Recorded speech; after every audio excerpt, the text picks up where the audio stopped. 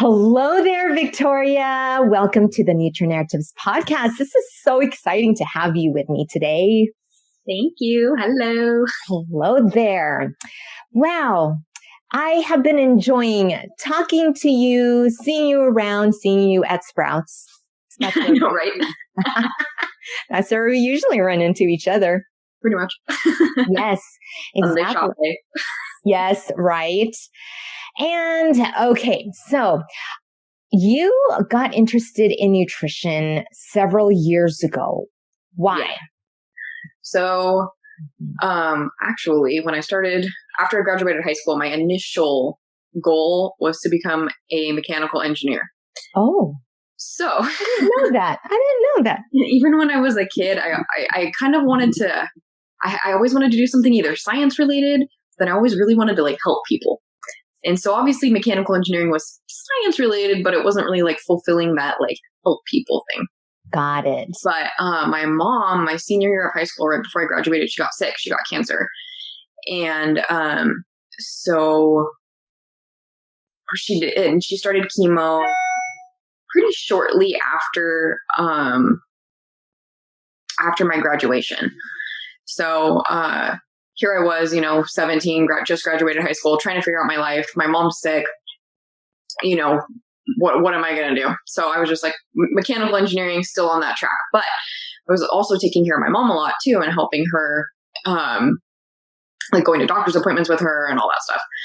So the thing was back before, the whole thing going on right now, there would normally be like 2 people to a room when they were receiving chemotherapy. And so my mom was on the same schedule as this one lady, if I'm remembering correctly. And they both kind of started around the same time. And it was funny because as my mom's chemo sessions were going forward, obviously this lady's were as well. And my mom was so much less sick than that lady was that she was sharing the room with. And the only thing that was different was that my mom was eating really well and like better than she'd ever eaten in her entire life. Mm-hmm. And so I don't know, that's when I kind of was like, this is interesting. And then after that kept, so we had chemo and then she did radiation for a while. And then I was running into some difficulty in the field that I had chosen to go into because I wanted to work in the field while I was going to school so I could kind of secure a job position. So when I graduated, I would have a place to work. And I don't know, I just kept running into so many issues. And it was like, I'm a go-getter, I guess. Like I push. Once I set my mind to something. One of your strengths. It's a good thing. But nothing will veer me off that path. Once I've like walked in on it, I'm just like, all full steam ahead. Yes. But I just kept running into so many problems and I was just like, you know what? Like, is this even worth it? Am I really passionate about this anymore? And I really wasn't. And so I decided to kind of shift my focus. And I was like, maybe I should, change from the engineering of the world to the engineering of the body. Ooh, I like how you said that. The engineering of the body. Nice. So that's how I landed there. Yeah. But your mom is doing so well today, right? Yeah, she's awesome. She's totally fine. Ah, wow. That's a miracle right there. And so actually, like when I graduated, it was her second bout of breast cancer. She had already had it 4.5 years before. Oh, really? Yeah. So, but she's fine. Now we're good. I mean, obviously I'm far, far away from college now. So, or from high school. Okay. There, yeah. Here you go. We're trying to advance your age. I'm still below 30, so I guess it's not that far, but still young. Well, it's 10 years ago. I can't even believe it. Wow. So, but yeah, yeah. Okay. So then you're like, okay, I got to go then into nutrition. Yeah. And how did you start finding schools to attend? Or so I went online, and I don't know, somehow I ended up on the Academy website, and I know I really wanted a coordinated program because I was reading that there was like only a 50% match rate or something like that with if you do go like the internship route. And I don't know, life had just slowed my college track down so much that I felt like I really needed to like speed it up to be where I wanted to be in life. And so I was on, I think, the Academy's website, and I found there was 2 coordinated programs at the time in Southern California. And I needed to stay in Southern California because I needed to stay around family. And I was dating my now husband then, and he was going through his apprenticeship. So it's not like we could just pack up and move. And it was just a lot of stuff going on. So I needed to stay in Southern California. And so it was Cal State, Los Angeles, and Loma Linda. Those were the 2. And I was looking and reading about Cal State LA, and I was like, I don't know. And then Loma Linda was having an open house. So I was like, cool, I'll just go check it out. And it was only 2 options. It really wasn't. Yeah. Yeah. So I went to the first open house, and I ended up actually meeting Kendra there. Oh, very nice. And then I was not ready with my prereqs yet. And I was trying to push so hard so I could start, because open house is in January, I think, right?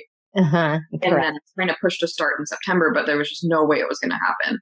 Not with me working and other stuff going on. So I had to wait a year. But I mean, all in God's timing, right? Yes, no, you're absolutely right. Okay, so then you got to Loma Linda.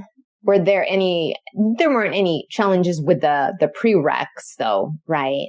I had some trouble actually getting the classes because I was going to Fullerton Community College, and the classes that I needed, like my chemistry, like they would all fill up. I didn't have priority registration, so they would all just like fill up so fast. So that was really what had delayed me a lot. But I finally was able to get, I ended up applying to another community college that was like maybe like 30 or 45 minutes further, but I was able to get classes there. So I just was like, whatever it takes, like, I'm just going to get this done, enough dilly-dallying. I already switched my major, which slowed me down. So, just do what you got to do. Yeah. Okay. Yeah. So I was able to transfer not that September, but the following September. So it only took me an extra year, which wasn't too bad. And then I just kept in contact with the school, and I was like, hey, here's my grades. I really want to go here. Just so you know, if I don't get in this year, I'm going to be applying next year because this is the school I'm going to. Just letting you know I'm going here. Your persistence. Yeah. Paid off. So I kept in contact with the faculty. Yeah. And yeah, then I applied and got in. Okay. Then you got in. Yeah. And then what were some of the challenges you were facing? Okay. So I think the first year at Loma Linda is pretty crazy. Like, we're on campus like 40 hours a week. Yeah. Pretty much. That's a big challenge in and of itself. Yeah. So we're already there almost 40 hours a week. And then that's not including homework and studying and all of that. Yeah. And then I was living in Corona at the time too. So, I mean, it's not that far, but. Oh, but still getting on that 91. Yeah. Still like an hour and a half to get home after school. So it was a lot. And, figuring out financially even was a lot. So, trying to go through school because, I didn't have financial support. I had to figure it out on my own. Oh gosh. So, which is fine because I got my degree and I did it, Yeah. So, girl, I love that attitude. Yeah. Yeah. Not a big deal. So, anyways, so that first year was crazy, 40 hours. And then, I think in February is when my life started to fall apart of my first year. Yeah. So I remember I have had migraines since I was a little kid, but something in February changed and I had a migraine for 4 solid months. I was like half blind in my left eye for the entire time, which I know sounds absolutely ridiculous, but it's the God's honest truth. So I was half blind in my left eye for 4 months, had that migraine for 4 months. I had to go on a few steroid, dose packs to try and break the cycle, and I'd get relief for maybe a day or two, and then it would just be back full bore, and it was just crazy. And I had already a few years prior failed a couple of the drugs because this has been a struggle, and so it had already failed. But I had to fail, I think, 2 more in order to qualify for an actual treatment. And now, even though it hasn't been that many years, there's a lot more treatment options. But really, yeah. Okay. So you'll see Emgality and these injectors that you can do at home. You'll see commercials for it. I'm sure now that I mention it, you'll see them all the time. Yeah. So I'll be like, there it is. So now there's probably like 3 different types of self-injectors that you do once monthly. But I actually get Botox every 12 weeks. So that was what I had to wait for because those self-injectors weren't quite there yet. So I had to, it was 4 months until my insurance would finally approve me for the Botox. Oh. So that started February. And then in March, we found out my grandma had terminal cancer. And then something else crazy happened that we don't even need to talk about. Yeah, it's fine. We can skip over that. And then my husband's grandma died 2 weeks after my grandma got diagnosed with cancer. And then I finally was able to get my Botox right before my grandma passed away, which was great because we had a great laugh about it. She'd make fun of me like, can you move your face? I'm like, oh, bless her heart. Yeah, so that was cool. And then I think once she came home on hospice, we were in rotations, right? At that point at Drayson over the summer. Mm-hmm. And so I would do the 8 hours at Drayson, and then they live in Placentia. My grandpa still lives there, but my grandma was there at the time. And right. So I would drive every night after school to just spend like the last moments that I could with her. Oh, Guy. So that was crazy. And then, true. I don't know, it was just one thing after another. It seemed like that year. Right. It was one after another that my heart was just going out to you because through everything that you were going through, you were not complaining at all. You were just always showing up with a smile. You gave it all that you've got. You always did your best. I'm sorry. I'm glad you felt that way because I felt like I was complaining a lot, but yeah, I definitely, felt that way. I saw it and I thought the girl is still smiling when she comes. And when you were talking with your clients, which you helped so many, you touched so many people's lives that summer. They were so grateful for you, to you, but yet you were going through so much yourself too. But yet you were still able to give. And that was, I don't know, it was so encouraging for me to witness that. I think, I don't know what it is, but helping people and giving just feeds my soul. Like I need that. And being at Drayson couldn't have been more perfect because it was a really good distraction from what was going on. Yeah, no, you were really giving of yourself to not only your clients, but their spouses who came along with them. I can remember certain ones, but you were also encouraging them too as well. And so I would see that relationship like, wow, she didn't let the personal troubles affect her at all. You were giving your 200% every time you were working with each of your clients. So I salute you for that. Thank you. Yeah. Wow. So, but you got through it with all of God's help. Yeah, definitely. I mean, I really, really think, I don't know. I think that I just needed to learn something through all of it. Not 100. I think I kind of know what I needed to learn, but I'm not 100% still learning. Yeah. And then how would you say your second and third years were compared to the first year? So some of the stuff from the end of first year went through my entire second year. So still with the migraines?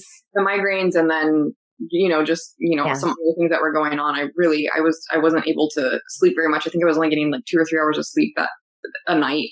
And, but it was fine. And so I finished my second year strong. I still graduated with honors, which I'm like so happy. And, then 2 weeks later, we started our master's. And then to finish that in a year, between my second and third year, I sat for my boards. So actually, my anniversary of being a dietitian was the 20th of this month. Yeah, so it's been officially 2 years already. Yeah. So and then I worked my third year. So I mean, because I live in chaos. Apparently, that's what I like. So I decided that I was going to work my third year. But it was nice because when everyone else was graduating and worrying about finding a job, I just already had one.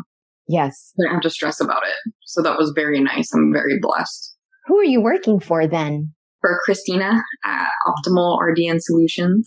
Excellent. And you're still with Christina? Yep. Ooh, look at that. I hear she's a great boss. Yeah, I really couldn't ask for a better boss. She's just incredible. It's hard to find words to describe, just describe her. She's just a very, very, special person. So I knew that from day one, since you worked with her and you would come back to my office and you would share what's going on with your new job, you always sang her praises. And I always loved hearing that. And I think if you work with her, you can't not. She's just, I don't know. She's just one of those people that, I don't know. She's just a special person. Yes, indeed. I absolutely believe that. And what's cool is that the other gals who also work there too have also been on my podcast as guests too. The two Megans. Yeah. And you're with me. I don't know. She's just a great boss, and she takes new grads, and she'll take a chance on you when a lot of other people won't. They want 2 to 3 years experience, a doctorate degree, and then they only want to pay you $20 an hour. It's like, come on. Yeah. But she's not like that. She is very fair and so generous. She appreciates her employees. I don't know. She's a great boss. So exactly. And I work in skilled nursing just because the company name doesn't really lead. That's true. Right. Exactly. And so your plans for now is to stay with. Yeah. I really wanted to get into pediatrics, but it keeps not working. Okay. For whatever reason, God is not opening.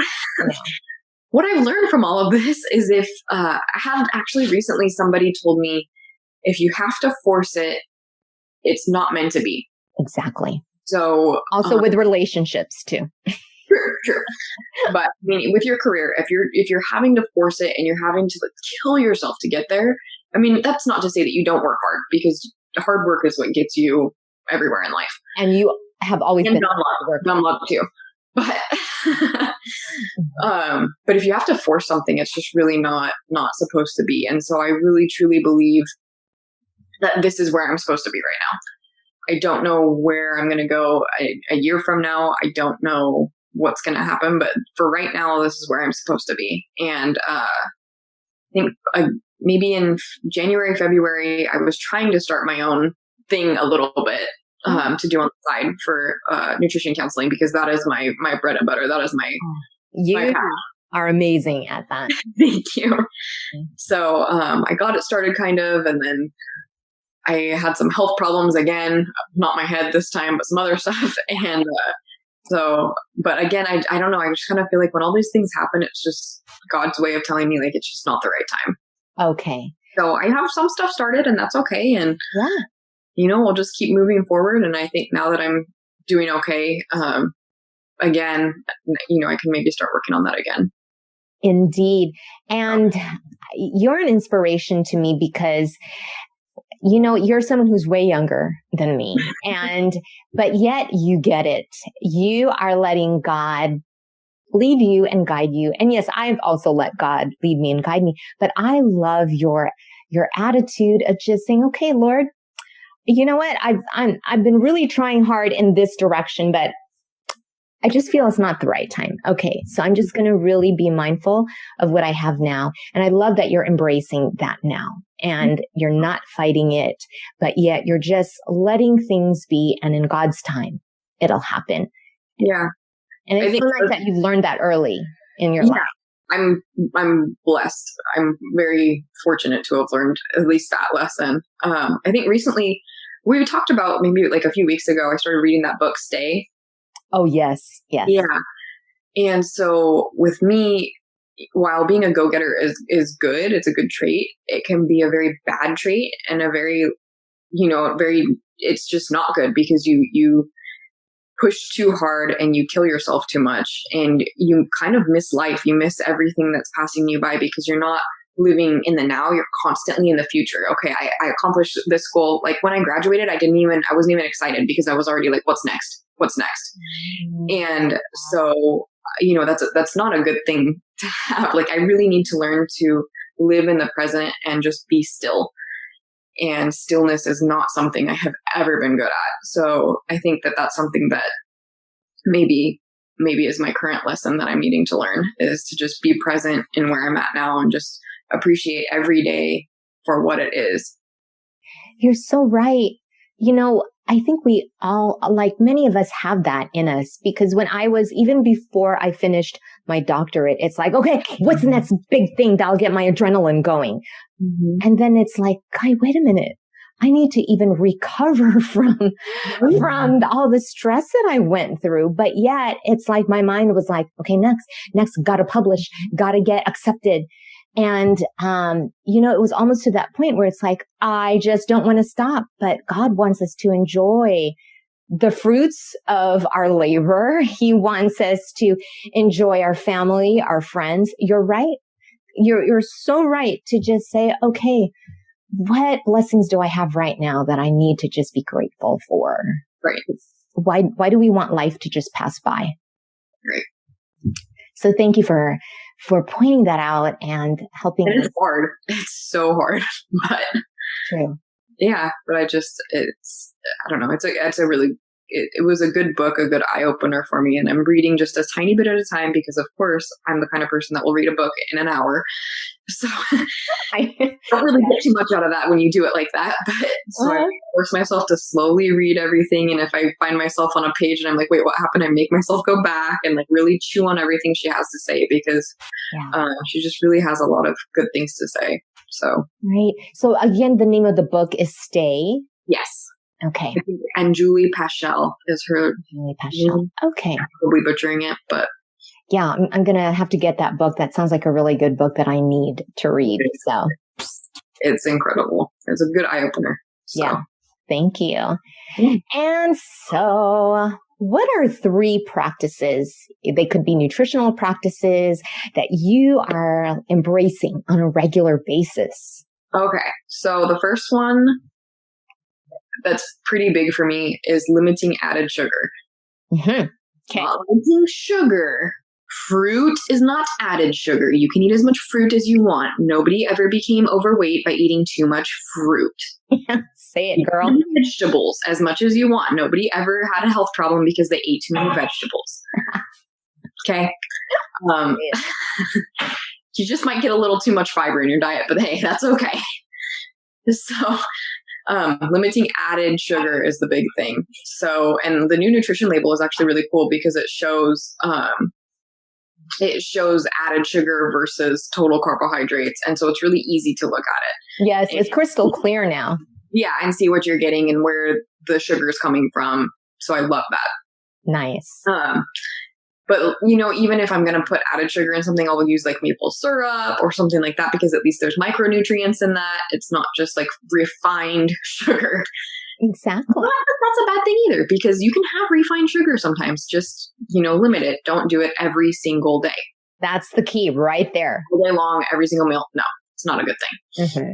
So right. I think that would be my first thing that I definitely, like, that's a practice that I implement for myself.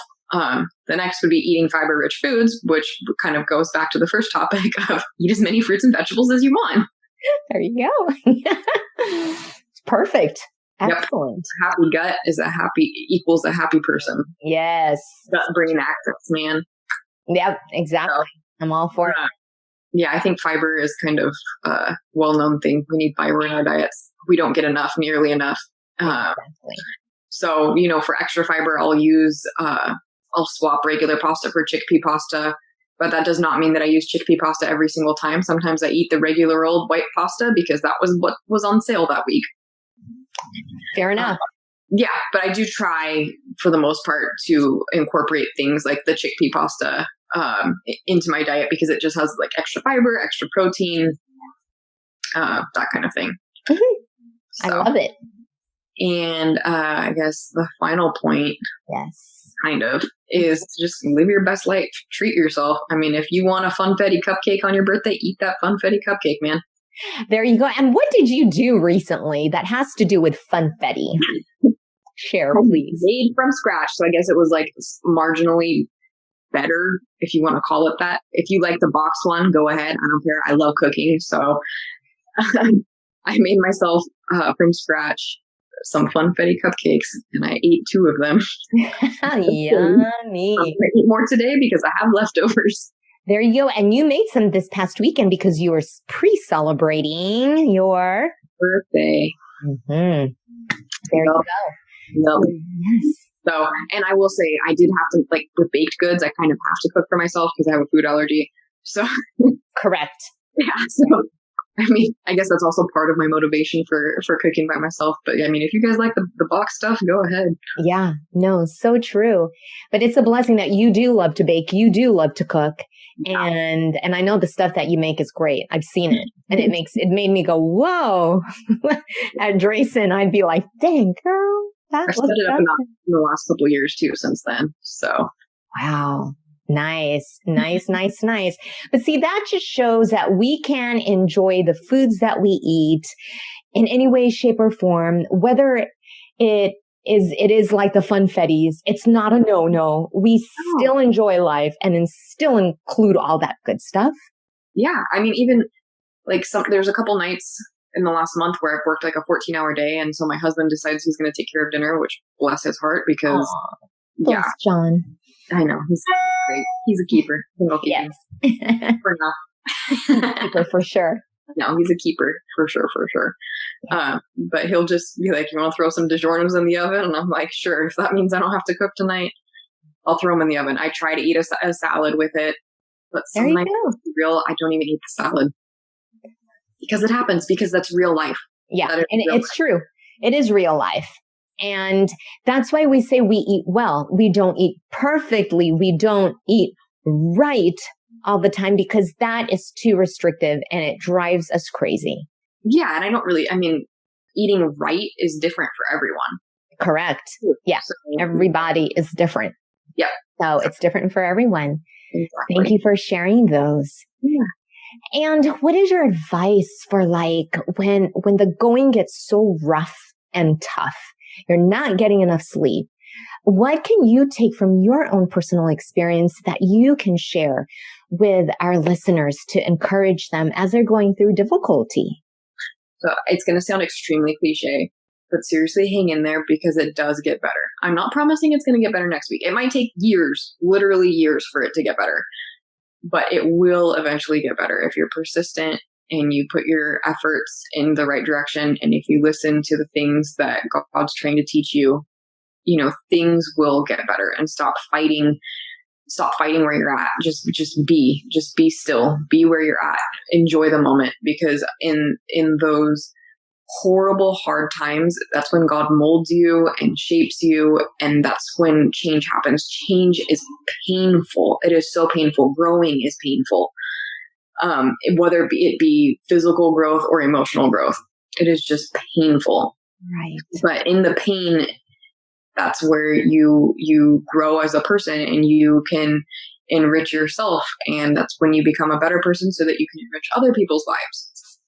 And so, but while you're sitting in that, go to your happy place. I always like to picture myself like with a dock in front of me over a lake with like a sunset in the background, and God's just sitting at the end of the dock, and I just walk up and I sit next to him and I dip my feet in the water and I just sit there, and it's just like my little meditation, I guess. But that's helpful. Or finding people like you and friends, professors, mental health professionals, your dog if you need to talk to your dog. God knows we love my dog. We did McCoy. Hey, McCoy. Walked out of the room right now. He's mad. He pawed at the door a little bit ago, actually. But, just find those people to lean on because you cannot do it yourself. So true. Yeah. You don't need a huge group. You don't need a huge circle of people to surround you, but find those 1 or 2 people that you can lean on, because despite how strong you are or tough you are, the strongest person in the world still needs somebody. Yes, exactly. You can't do it alone. Yeah. So beautifully said. That is encouragement and such great advice that I'm going to remember too for myself. So thank you so much. Wow, Victoria, what an honor it is for me to take this time to just talk with you. And I really loved our conversation. So thank you. Thank you for being a bright light in my life, for being an inspiration and an encourager in my journey in life too. So the same goes for you. So you in my life. So I really appreciate everything you have done. I definitely would not be here without you. So Guy, thank you. And I've been enjoying hippies for the past 2 years because of Miss Victoria. She showed up to class and she said, "You're going to love these," and plopped down the bag in front of me. And yep, since then I have an addiction. And now you've got the crunch addiction too. Oh, and the crunch. Oh, Guy, yes. The quinoa and the potatoes found at Sprouts by the French fries. Y'all have got to go there and try these crunch potatoes with quinoa. Oh, genius. Whoever thought of putting those two together? Brilliant. Thank you for telling me. Mm-hmm. No problem. I will keep sharing my weird food finds. Yeah, please do. You know my taste buds. You know what I like to eat. All right. Thank you so much. You're an absolute blessing. And thank you. You're welcome. Thank you for having me.